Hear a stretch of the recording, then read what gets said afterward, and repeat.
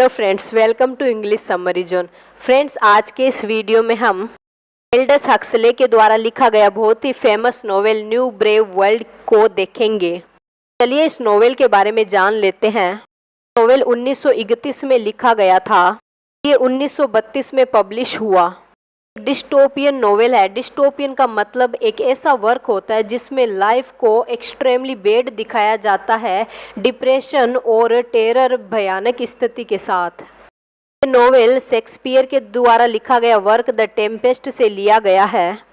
इस नोवेल का जो पॉइंट ऑफ व्यू है वो थर्ड पर्सन ओमनिसिएंट है, जिसका मतलब होता है कि नरेटर को कैरेक्टर की ऑल फीलिंग, एक्शन, थॉट सभी के बारे में पता रहता है। इस नोवेल की सेटिंग इंग्लैंड में की गई है। इस नोवेल की जो स्टोरी है वो लंदन के फ्यूचर में दिखाई गई है। वहाँ पर टेक्नोलॉजी का बोलबाला होता है। इस नोवेल में बताया गया है कि फ्यूचर में बच्चों को किस प्रकार आर्टिफिशियल तरीके से प्रोड्यूस किया जाएगा। चलिए फ्रेंड्स, फ्यूचर में चलते हैं, जहाँ पर इस नोवेल की शुरुआत होती है एक डायरेक्टर से। पर यह कुछ बच्चों के एक ग्रुप को अपने साथ ले जाता है, यह दिखाने के लिए कि आर्टिफिशियल रूप से बच्चे कैसे पैदा किए जाते हैं। जितने भी बच्चे थे और ये जो डायरेक्टर है ये भी आर्टिफिशियल रूप से ही पैदा किए गए थे। यहाँ पर डायरेक्टर इन बच्चों को बताता है कि ये जो बच्चे हैं इनको 5 कैटेगरी में डिवाइड किया गया है। 5 कास्ट दिखाई गई है, अल्फ़ा, बीटा, गामा, डेल्टाज और एप्सिलॉन। में उच्च वर्ग की है अल्फ़ा और बीटा, जिसमें से बाकी की तीनों कास्ट बनी है। अल्फ़ा और बीटा को अपर क्लास सोसाइटी से दिखाया गया और गामा, डेल्टाज और इप्सिलीन को लो क्लास सोसाइटी से दिखाया गया है। एंड इस सोसाइटी के जो लोग हैं वो एकदम फ्री माइंडेड होते हैं और फ्री माइंड रहने के लिए ये एक ड्रग्स लेते हैं जिसका नाम है सोमा ड्रग्स। जब ये डायरेक्टर बच्चों को इस सोसाइटी के बारे में बताता है तो वहाँ पर मुस्तफ़ा मोंड आ जाता है। सोसाइटी में टोटल 10 कलेक्टर होते हैं, जिसमें से एक होता है मुस्तफ़ा मोंड। मुस्तफ़ा मोंड इन स्टूडेंट्स को इस सोसाइटी के बारे में बताते हैं, वहाँ की फ्रीडम के बारे में, वहाँ की जाति व्यवस्था के बारे में बताते हैं। उन्हें कहते हैं कि यहाँ पर लोग अपने आप में बिजी रहते हैं, अपने आप में खुश रहते हैं, कोई किसी के बीच में टांग नहीं अड़ाता है। बच्चों से कहता है कि जो चीज़ें लोगों को परेशान करती है, इमोशन, डिज़ायर, रिलेशनशिप, उन सब को हमने ख़त्म कर दिया है। ऐसी सोसाइटी है जहाँ पर लोगों में बिल्कुल भी इमोशंस नहीं है। यहाँ पर एक नर्स काम करती है, लेनिना क्राउन, जो कि फिटस टेक्नीशियन होती है और ये बीटा कैटेगरी से बिलोंग करती है और बीटा होने का पूरा आनंद लेती है। सोसाइटी में 70% वुमेन्स फ्रीमार्टीन है, यानी बांझ महिलाएं हैं, लेकिन वह 29% महिला आबादी में से हैं जो कि फ्रीमार्टीन नहीं है। लेनिना अट्रैक्टिव और लोकप्रिय वुमेन है। उसका हेनरी फोस्टर के साथ 4 मंथ से रिलेशनशिप चल रहा होता है। ये अपने इमोशंस को दबाने के लिए सोमा ड्रग्स का यूज़ करती है। बाद में लेनिना बर्नार्ड को डेट करती है और उसके बाद में वह जॉन द सेवेज को भी अट्रैक्ट करने की कोशिश करती है, लेकिन वह इसमें फेल हो जाती है। जॉन भी लेनिना से प्यार करता है, लेकिन वह उससे शादी करने के लिए इनकार कर देता है। में जो नेक्स्ट कैरेक्टर है उसका नाम है बर्नार्ड मार्क्स, जो कि स्लीप लर्निंग स्पेशलिस्ट होता है। यह अल्फ़ा कैटेगरी से बिलोंग करता है, लेकिन वह खुद को इस कैटेगरी के लिए अनसूटेबल मानता है कि एक दुर्घटना के कारण इसका जो लिंग होता है वह स्टंट हो जाता है, जिसके कारण वह खुद को इस सोसाइटी के लिए मिसफिट मानता है। गुस्सैल स्वभाव का होता है, किसी चीज़ का आनंद नहीं लेता है, ना ही वह सोमा ड्रग्स का आनंद लेता है। यहाँ पर दोस्तों बर्नार्ड लेनिना से प्यार करता है और उसे बिल्कुल पसंद नहीं होता है कि लेनिना किसी दूसरे आदमी के साथ रहे। बर्नार्ड लेनिना को अपने साथ घुमाने के लिए इनवाइट करता है और लेनिना उसका इनविटेशन एक्सेप्ट कर लेती है। जगह होती है सेवेज रिजर्वेशन, वहाँ पर वह लेनिना को घुमाने के लिए लेकर जाता है। उससे पहले वह डायरेक्टर के पास जाता है परमिशन लेने के लिए कि क्या वह वहाँ पर वेकेशन मनाने के लिए चला जाए। डायरेक्टर बर्नार्ड को परमिशन तो दे देता है, लेकिन वह उससे पहले उसे अपनी स्टोरी सुनाता है।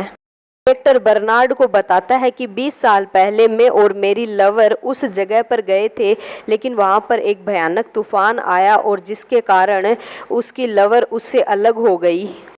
लवर कहीं पर खो गई थी। पर क्या होता है दोस्तों, डायरेक्टर और बर्नार्ड की आपस में इतनी बनती नहीं है, लेकिन फिर भी वह उसको अपनी स्टोरी सुना देता है, जिसके कारण उसे बाद में अच्छा नहीं लगता और यह बर्नार्ड को धमकी देता है कि वह उसका ट्रांसफ़र आइसलैंड कर देगा। बर्नार्ड को भी डायरेक्टर की स्टोरी पर बिल्कुल भरोसा नहीं होता है। बर्नार्ड लेनिना को लेके सेवेज रिजर्वेशन जाता है। वहाँ पर उन्हें जॉन मिलता है। उन जंगली लोगों के बीच में रहता है, फिर भी उसको इंग्लिश बोलनी आती है। दोस्तों, जो जॉन होता है वो डायरेक्टर और लिंडा का इलीगल सन होता है। जॉन की परवरिश सेवेज रिजर्वेशन में ही होती है। जॉन एक ऐसी जगह पर रहता है जहाँ पर शादी, नेचुरल बोर्न और पारिवारिक जीवन, रिलीजन, लोग इन सब का पालन करते हैं। अपनी लाइफ में सिर्फ विलियम शेक्सपियर के ही वर्क्स को पढ़ता है। बर्नार्ड जॉन से मिला तो उसे पता चला कि लिंडा जॉन की मां है और लिंडा वही लड़की है जो डायरेक्टर से 20 साल पहले मिली थी और यहाँ पर छुट्टियां मनाने आई थी। जब बर्नार्ड को इन सब बातों का पता चलता है तो वह डायरेक्टर से बदला लेने के लिए जॉन और लिंडा दोनों को अपने साथ लंदन लेकर वापस आ जाता है। बर्नार्ड जॉन को सब स्टूडेंट के सामने उसके पिता डायरेक्टर से मिलवाता है और जॉन उनको सबके सामने फादर कह के पुकारता है। डायरेक्टर को शर्म आ जाती है। वह अपने स्टूडेंट्स को तो क्या क्या सिखा रहा था, लेकिन उसका खुद का एक बेटा होता है। शर्म की वजह से डायरेक्टर रिजाइन दे देता है। जॉन की भी धीरे धीरे जान पहचान हो जाती है और इसे कई लोग पसंद करने लगते हैं, लेकिन जॉन को ये सोसाइटी अजीब लगती है। लेनिना और बर्नार्ड भी जॉन के साथ ही रहने लगते हैं तो लेनिना को लगता है कि जॉन उससे प्यार करता है।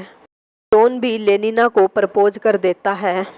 बाद में लेनिना जॉन को ऑफर करती है कि वह उसके साथ फिजिकल रिलेशनशिप बनाए, लेकिन जॉन को ये सब अच्छा नहीं लगता है और वह गुस्सा हो जाता है।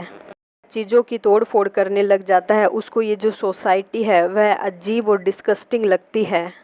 जॉन के पास एक फ़ोन आता है जिसमें इसको हॉस्पिटल बुलाया जाता है और ये कहा जाता है कि इसकी माँ लिंडा की तबीयत बहुत ही ख़राब है और यह हॉस्पिटल आ जाए।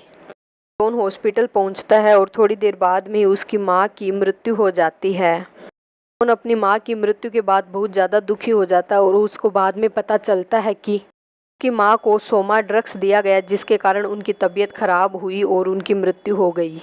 जॉन सोमा ड्रग्स का विरोध करने लग जाता है। बर्नार्ड का एक दोस्त होता है वॉटसन, वो भी जॉन को ही सपोर्ट करता है और ये सभी मिलकर सोमा ड्रग्स के ऊपर दंगे करने लगते हैं।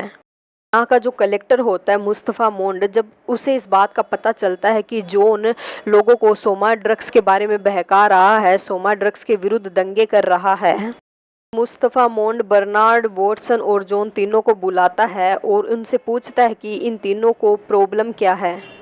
जॉन कहता है कि मुझे इस सोसाइटी से प्रॉब्लम है। जॉन और मुस्तफ़ा मोंड कई देर आपस में बहस करने लगते हैं। जॉन मुस्तफ़ा मोंड को बोलता है कि ऐसी लाइफ, ऐसी सोसाइटी बेकार है जो लोगों के इमोशंस को मार देती है। मुस्तफ़ा मोंड कहता है कि लोगों को इन सब चीज़ों से खुशी मिलती है। यहाँ पे जो बर्नार्ड का दोस्त होता है वॉटसन, उसको भी ये सोसाइटी पसंद नहीं होती है, खुद को इस सोसाइटी के लिए अनफिट मानता है। मुस्तफ़ा मोंड बर्नार्ड और वॉटसन को इस सोसाइटी से प्रॉब्लम होने के कारण आइलैंड भेज देता है और जॉन को लाइट हाउस में छोड़ दिया जाता है।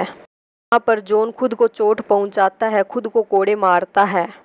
वह खुद को समाज से एकदम अलग थलग कर लेता है। इतना अजीब बिहेवियर करने लग जाता है कि उसको पता ही नहीं चलता कि क्या चीज़ असली है और क्या चीज़ नकली है, वह क्या करता है क्या नहीं करता। जॉन खुद को चोट पहुंचाने लगता है क्योंकि इसने शेक्सपियर के कोटेशन पढ़ रखे थे और ये मानता है कि दर्द जिंदगी का अहम हिस्सा है। भी जॉन को दूर दूर से देखने के लिए आते हैं और इसको पागल समझ लेते हैं। जब जॉन को यह एहसास होता है कि उसका लोगों के सामने तमाशा बन रहा है तो खुद को फांसी पर लटका लेता है। इसी के साथ यह नोवेल ख़त्म हो जाता है। इस पूरे नोवेल में शेक्सपियर की एक कोटेशन को बार बार दोहराता है। वह कोटेशन है, O brave new world that has such people in it. यदि वीडियो आपको पसंद आया है तो लाइक, कमेंट और शेयर करें। तो मिलते हैं नेक्स्ट वीडियो में।